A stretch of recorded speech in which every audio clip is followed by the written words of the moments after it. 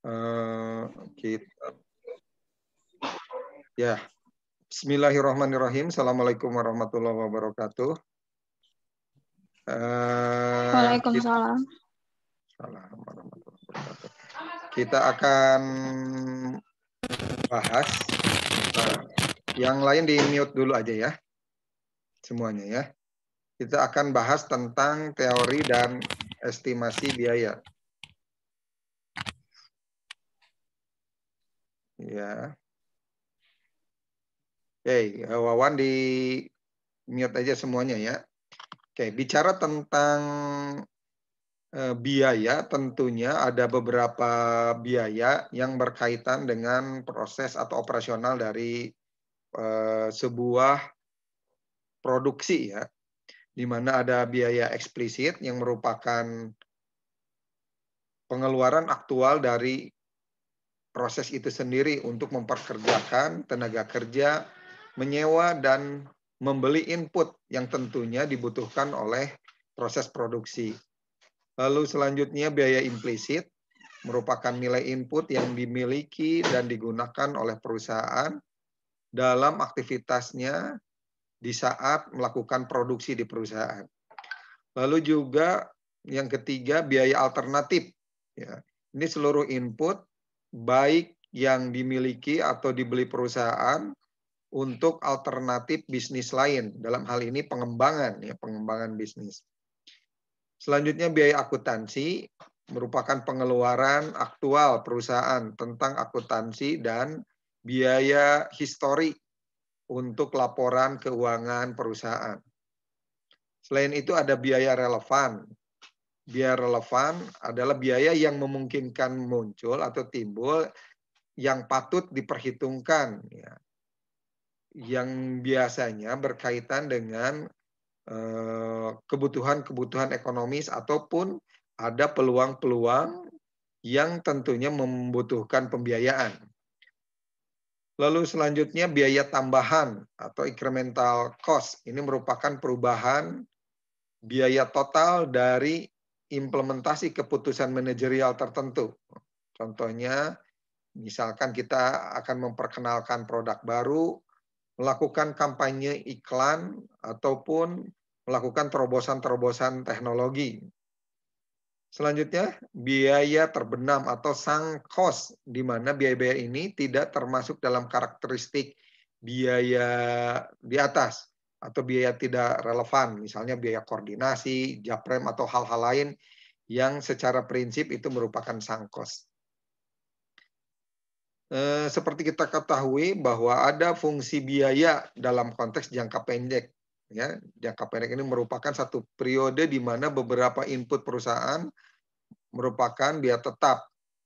Nah, ya sebentar. Biaya tetap, ya, tidak dapat diubah kecuali mungkin dengan beban yang besar.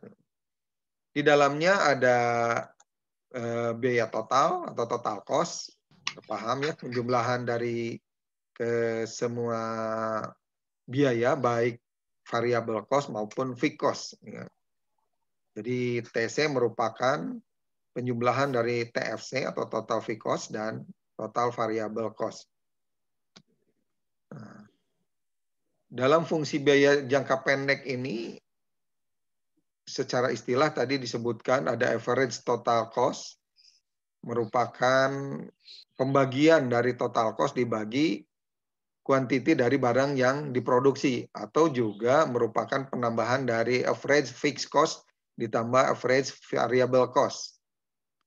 Selanjutnya ada biaya tetap rata-rata atau average fixed cost, ya, merupakan pembagian dari total fixed cost dibagi kuantiti produksi itu sendiri. Dan AVC atau average variable cost merupakan pembagian dari total variable cost dibagi jumlah atau kuantiti barang yang diproduksi. Anda masih ingat tentang biaya marginal yang merupakan biaya tambahan atas satu peningkatan volume? Ini merupakan pembagian dari delta, ya selisih berarti ya, delta total cost dibagi delta quantity.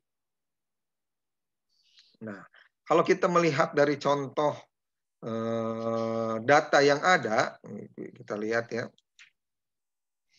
Nah, dengan kuantitas output dari 0 sampai 5, kita lihat tentunya ada biaya tetap. Karena disebut biaya tetap, nilainya akan tetap. Di sini disebutkan apa namanya? Sebentar, saya ambil notasi dulu. Notasinya ini yang 0 sampai 5 ya. Kuantitinya dengan biaya tetap yang sama berarti $60. Jika di dalamnya ada variabel total variable cost ya dari 20 berubah menjadi 30, jadi setiap penambahan kuantiti diasumsikan ada peningkatan yang nilai atau besarannya berbeda ya. Ini variabel total variable cost ya. Sehingga biaya totalnya adalah ini total cost. Ya.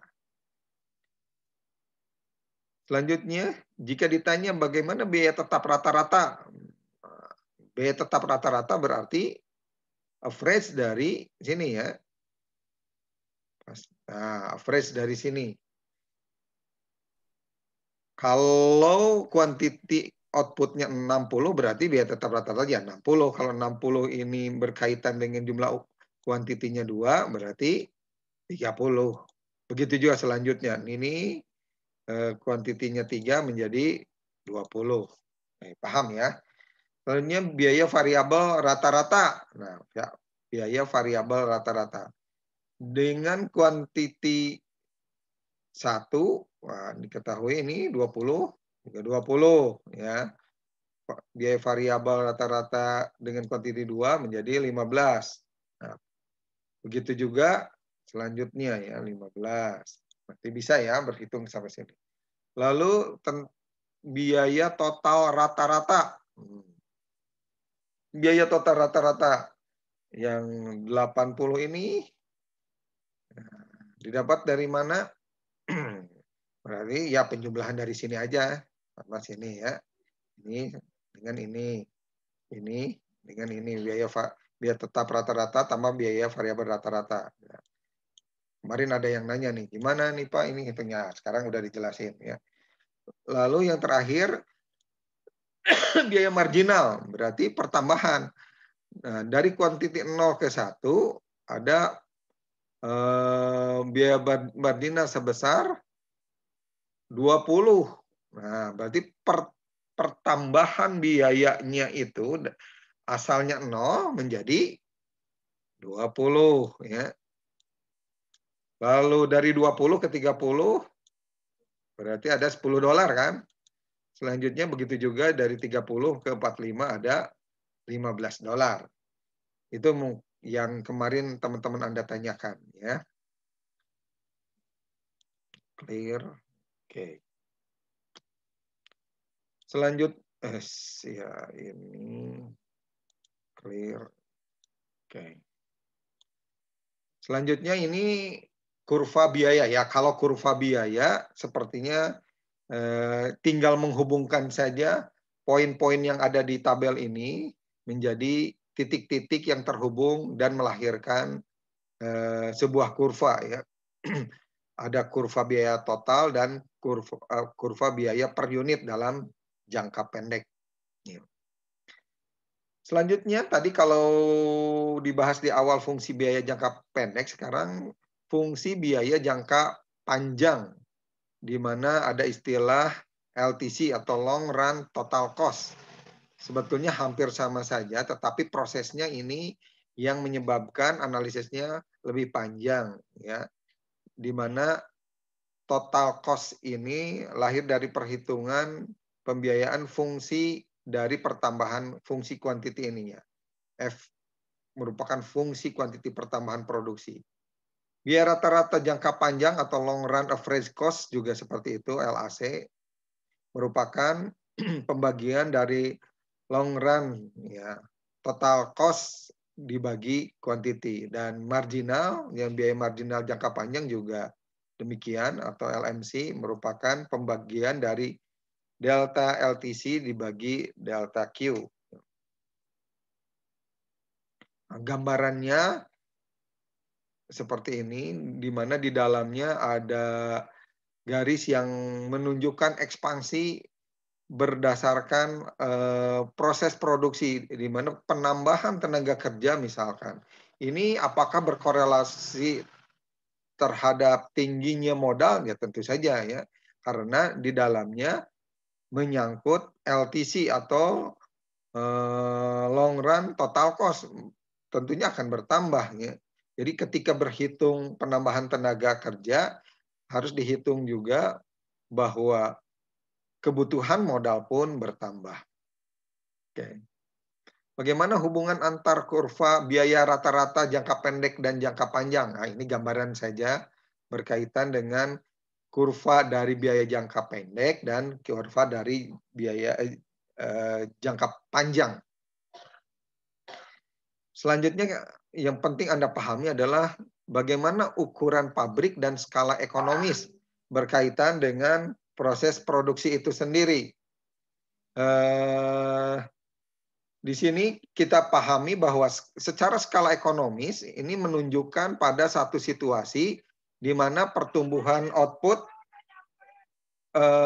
secara proporsional lebih cepat dibandingkan dengan input. Nah, jadi bagaimana caranya secara ekonomis pertumbuhan output itu jauh lebih cepat peningkatannya dari input. Sehingga dalam skala hasil meningkat atau menurun, ini tergantung kepada dua alasan utama, yaitu alasan teknologi dan alasan keuangan. Di mana dikarenakan alasan teknologi memungkinkan terjadinya peningkatan skala operasional ya. Lalu yang kedua, dengan alasan teknologi juga terjadi pembagian kerja dan spesialisasi. Selanjutnya juga dari alasan teknologi ini memungkinkan lebih banyak mesin yang lebih produktif dan terspesialisasi. Skala selanjutnya berkaitan dengan meningkat dan menurunnya output itu juga berkaitan dengan alasan keuangan, di mana besar kecilnya jumlah pembelian dari konsumen ini menentukan juga pemasukan dalam arti total revenue. Penerimaan pinjaman dan bunga yang lebih besar bila perusahaan itu lebih besar, dan juga biaya iklan dan promosi yang besar dapat menekan biaya itu sendiri. Nah, kita lihat bagaimana kaitannya tadi apa yang disebut LAC, ya, LAC. Ini berkaitan dengan long run average cost, di mana pada awalnya secara skala hasil meningkat diikuti oleh skala yang menurun. Ya, ini sebentar, kita lihat ini ya. Oke, di sini kurvanya melandai, terus menurun, lalu naik cost-nya. Ya, kondisi ini berkaitan dengan peningkatan kuantiti yang juga meningkatkan rata-rata cost. Ya. Nah, bagaimana caranya bahwa semakin tinggi jumlah produksi, tetapi cost-nya tidak terlalu tinggi seperti gambar di kurva A. Ya, di kurva sebelumnya nih.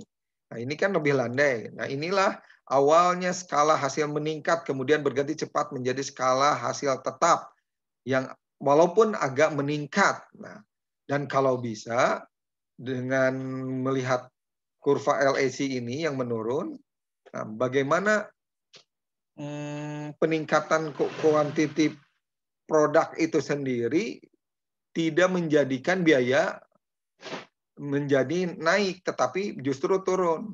Nah, inilah yang diperlukan untuk menganalisa secara manajerial bagaimana peningkatan kuantiti memungkinkan menurunkan juga biaya keseluruhan, ya, atau rata-rata biaya. Tadi disebutkan bahwa di antaranya adalah ada faktor teknologi atau faktor keuangan, di mana teknologi bisa membuat semuanya lebih efisien dan lebih efektif. Lalu faktor keuangan, di mana misalkan modal yang lebih besar, memungkinkan mendapatkan raw material yang lebih murah, dan lain-lain. Ya. Nah, oke, selanjutnya kurva pembelajaran. Nah, ini menunjukkan penurunan biaya input rata-rata dalam produksi serta meningkatkan output total secara kumulatif sepanjang waktu akibat dari proses pengalaman dan pembelajaran. Jadi tadi kurva yang sebelumnya ini, yang C, yang menurun, ini bisa lahir atau bisa terjadi dengan kuantiti yang meningkat tapi biaya turun adalah dari hasil pengalaman dan pembelajaran. Di samping tadi ada faktor teknologi dan keuangan. Di mana kurva pembelajaran dapat dinyatakan secara aljabar C sama dengan A Q pangkat B, di mana C merupakan biaya input rata-rata untuk unit ke Q, ya. Atau juga secara algoritma, log C sama dengan log A ditambah B log Q. Ya, ini diturunkan secara logaritmis. Oke. Nah, selanjutnya kita lihat ini kurva pembelajaran, di mana terjadi analisis pembelajaran dan perbaikan, sehingga diharapkan total kumulatif meningkat, namun biaya rata-rata menurun.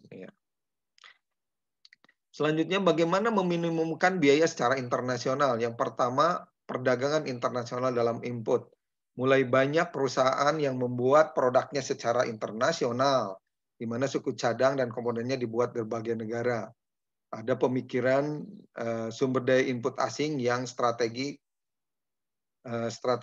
agar dapat tetap kompetitif, ya, karena biayanya udah di lokasi tempat tujuan dari market itu sendiri. Yang kedua, skala ekonomis internasional baru, di mana perusahaan berusaha melakukan eksplorasi sumber-sumber input yang murah dan produksi di luar negeri melalui integrasi operasi di seluruh dunia. Yang ketiga, imigrasi tenaga kerja terdidik dan brain drain, di mana mulai terjadi banyak tenaga ahli yang berasal dari berbagai negara berkembang, berimigrasi ke negara-negara maju. Selanjutnya, dengan melihat bagaimana konsep manajemen logistik dan supply chain management. Nah, manajemen logistik dan supply chain management ini merujuk pada penggabungan di tingkat korporat atau fungsi pembelian, baik secara transportasi, pergudangan, distribusi, dan pelayanan konsumen untuk menciptakan berbagai nilai, baik dari sisi suppliers, manufacturers repairing activity, warehouse distribution, dan pelanggan itu sendiri. Nah, selanjutnya kita lihat bagaimana analisis biaya volume laba dengan menganalisis titik impasnya atau titik equilibriumnya, ya. Ini digunakan untuk menentukan volume penjualan yang diperlukan bagi perusahaan untuk mencapai titik impas. Nah, di dalamnya kita analisis mengenai berapa besar penerimaan total atau total revenue yang didapat dari perkalian harga dikali quantity atau barang yang terjual. Lalu juga biaya total, ya, perhitungan biaya total didapat dari penjumlahan total fixed cost dan average variable cost dikali quantity itu sendiri. Dan diketahui di titik mana volume break even point. Ya. Break even point didapat jika total revenue sama dengan total cost. Atau bisa dipahami bahwa perkalian dari price kali quantity sama dengan penjumlahan dari TFC ditambah AVC atau average variable cost dikali Q. Sehingga dipahamilah bahwa titik impas volume didapat dari total fixed cost dibagi P min AVC. Ya, ini gambarannya, ya. Kalau diketahui dari gambar ini, sebentar, notasinya ya, dengan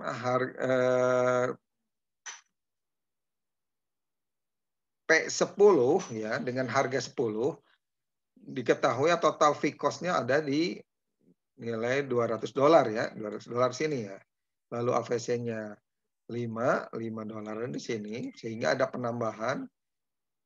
Ditariklah total cost ini, sehingga dari total revenue yang bersilangan dengan total cost didapatkan titik break even point-nya atau PEP-nya yang merupakan nilai QBE ya, nilainya 40 unit ya, 40 unit. Oke.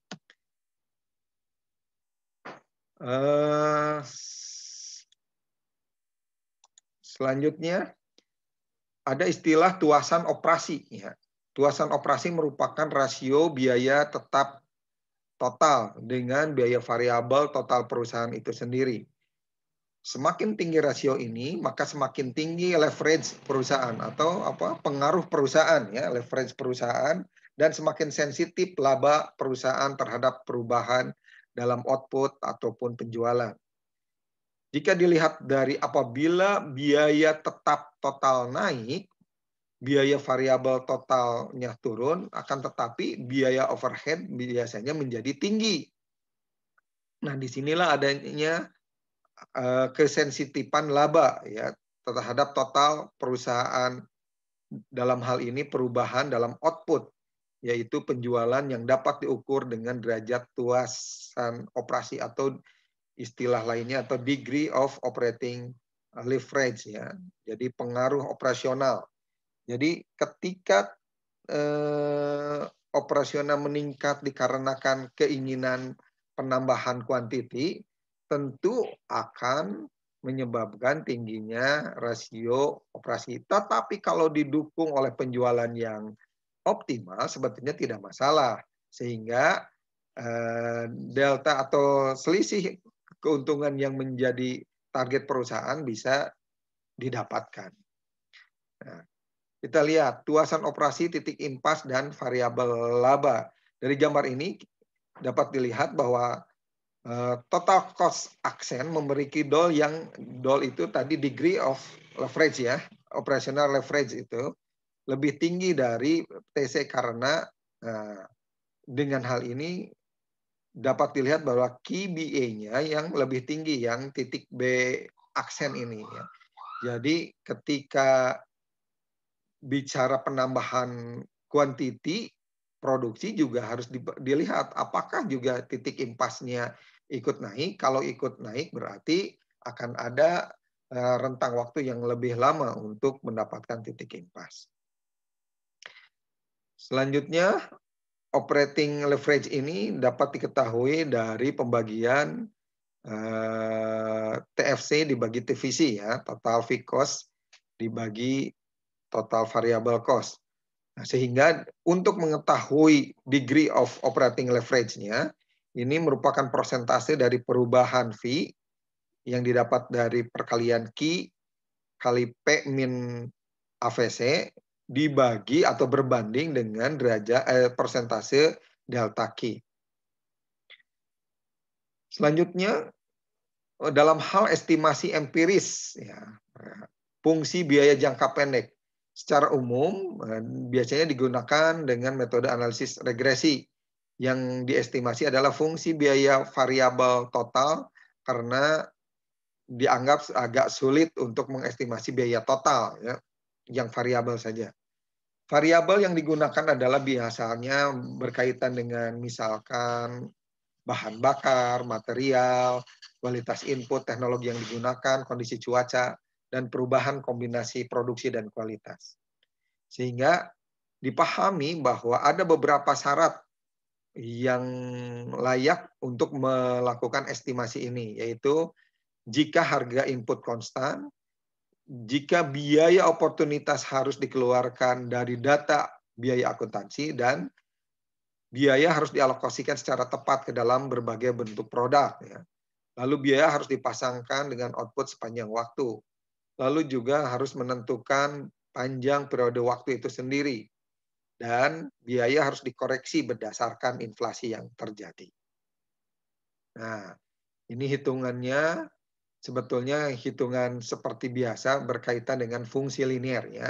Bentuk fungsional dari biaya jangka pendek TVC secara teoritis merupakan penjumlahan dari AKI ditambah B Q kuadrat dan C Q pangkat 3. Nah, dalam pendekatan linear, TVC merupakan penjumlahan dari A plus BQ.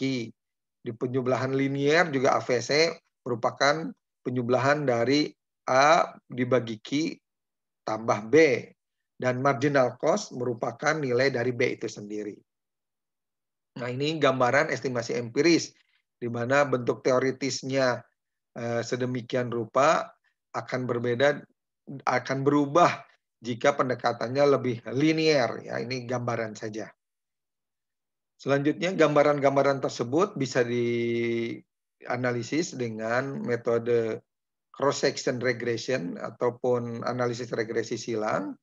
Nanti ini juga digunakan jika Anda melakukan penelitian dengan analisis regresi yang berbasis cross-section, di mana datanya terukur dalam satuan berdasarkan runut waktu, atau yang kedua metode rekayasa, engineering method, dan teknik survival. Kita akan bahas di pembahasan selanjutnya.